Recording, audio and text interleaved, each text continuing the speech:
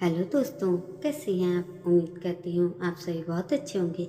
चलिए जानते हैं अपनी आज की कहानी के बारे में। कहते हैं बहुत समय पहले हमारे पहाड़ के गांव में एक औरत और उसकी 6-7 साल की बेटी रहते थे। बेटी के सिर से पिता का साया उठ चुका था, इसलिए दोनों माँ बेटी अकेले ही दिन काट रहे थे। एक बार माँ सुबह सवेरे घास के लिए गई और घास के साथ कुछ काफल भी तोड़ के लाई। बेटी ने काफल देखे तो वह काफी खुश हो गई। तभी माँ ने कहा कि मैं खेत में काम करने जा रही हूँ, दिन में जब लौटूंगी तब काफल खाएंगे। और माँ ने काफल टोकरी में रख दिए। बेटी दिन भर काफल खाने का इंतजार करती रही। वह बार बार टोकरी के ऊपर रखे कपड़े को उठाकर देखती और काफल के खट्टे मीठे व रसीले स्वाद की कल्पना करती। लेकिन उस आज्ञाकारी बच्ची ने एक भी काफल उठाकर नहीं खाया। आखिरकार जब माँ आई तब बच्ची दौड़ के माँ के पास गई और बोली, ईजा अब काफल खाएं। ईजा, माँ बोली, थोड़ी सांस तो लेने दे बेटी।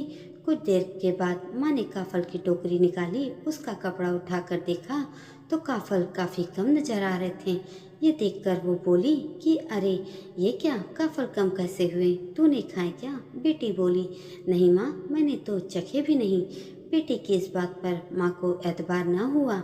जेठ की तपती दोपहरी में उसका दिमाग पहले ही गर्म हो रखा था, भूख और लगातार काम करने की थकान से। इसलिए माँ को बच्ची के झूठ बोलने से गुस्सा आ गया। तब माँ ने जोर से एक थप्पड़ बच्ची को दे मारा। बच्ची उस अप्रत्याशित वार से तड़प के नीचे गिर गई और उसका सिर वहीं पड़े एक पत्थर से टकरा गया। अपनी टूटती सांसों के साथ बेटी ने धीरे से अपनी माँ से कहा, माँ, मैंने नहीं चखे काफल।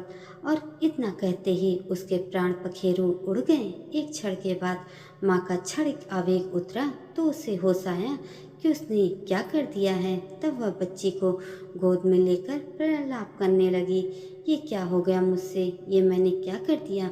दुखियारी का एकमात्र सहारा था, वो भी अपने ही हाथ से खत्म कर दिया मैंने, वो भी तुच्छ काफल की खातिर। आखिर लाई किसके लिए थी, उसी बेटी के लिए ही तो क्या हुआ जो उसने थोड़े खा लिए थे। तभी उस माँ ने उठाकर काफल की टोकरी बाहर फेंक दी। रात भर वह रोती बिलखती रही। दरअसल जेठ की गर्भ हवा से काफल को मिलाकर थोड़े कम हो गए थे। रात भर बाहर ठंडी नम हवा में पड़े रहने से वे सुबह फिर से खिल गए और टोकरी पूरी भर गई।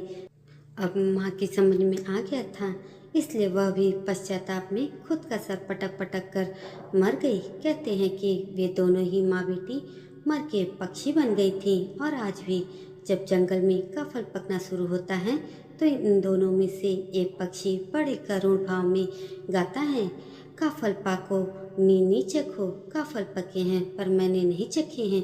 और तभी दूसरा पक्षी चित्कार उठता है, पुरपुतई पुरपुर, पूरे हैं बेटी, पूरे हैं, ये भी माँ बेटी हैं। दोस्तों, यह लोक कथा आपको कैसी लगी कमेंट करके ज़रूर बताइएगा। साथ ही यह भी बताइएगा कि क्या आपने भी खाए हैं काफल। और प्लीज़ मेरे चैनल को सब्सक्राइब भी कर दीजिएगा। धन्यवाद।